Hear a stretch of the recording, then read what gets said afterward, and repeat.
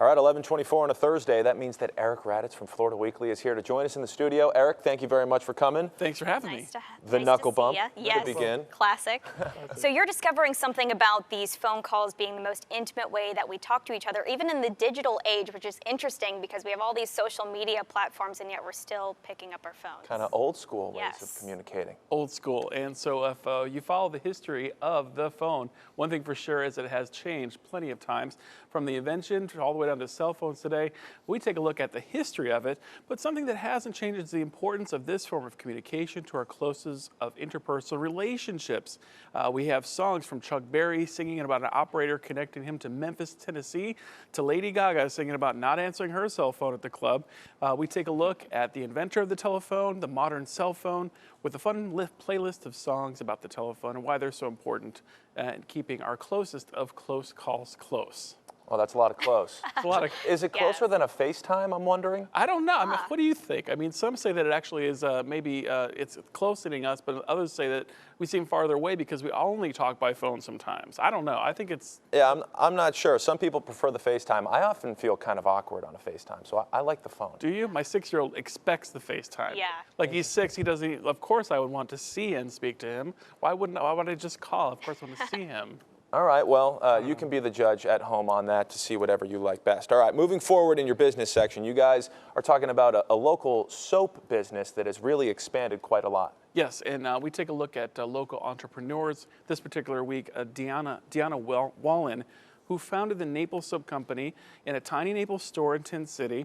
This year, we take a look back to when she first opened. Her first day of sales were $73 in 2009, and now in 2020, her sales are predicted to be $10 million. What was the rise to the top like? What products is she offering? How did she get into soap in the first place? We sit down with her for all the juicy and soapy details, but it is really an amazing success story. Nice. And in your arts and entertainment section, we have our very own Rachel Pierce highlighted in there. We do. So we love Rachel Pierce and our very own Stephanie Davis. Who doesn't? Who doesn't? Yes. Rachel's the best. She's got so many things going, and not only is she an amazing morning anchor on NBC2, but she's also this amazing painter. And the reasons why she does it and how she does it with her kids is really cool. We sit down and talk with her. We also feature the world premiere of a play at Florida Rep called Alabaster, where a goat plays a prominent role, but it's more than that. It actually was originally homegrown here in a play lab at Florida Rep in 2018.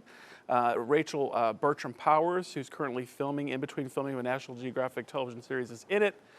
She's amazing with the director Jason Parrish, and it's by Audrey Cefali, if I said it correctly. Don't miss this one. You can say you saw it here first because after Fort Myers, where it's premiering, it's going on an 11-theater tour.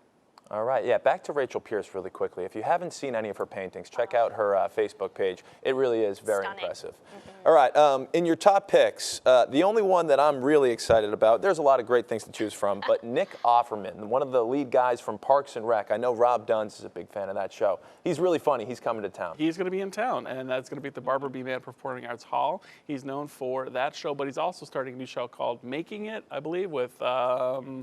Amy Poehler. Amy Poehler, thank you. If you're not a huge Nick Offerman fan, there's others. Julio Iglesias is in town at the Hertz Arena. Trisha Yearwood is playing at Artist Naples. Sean Wayans of the Wayans Brothers is up in Punta Gorda.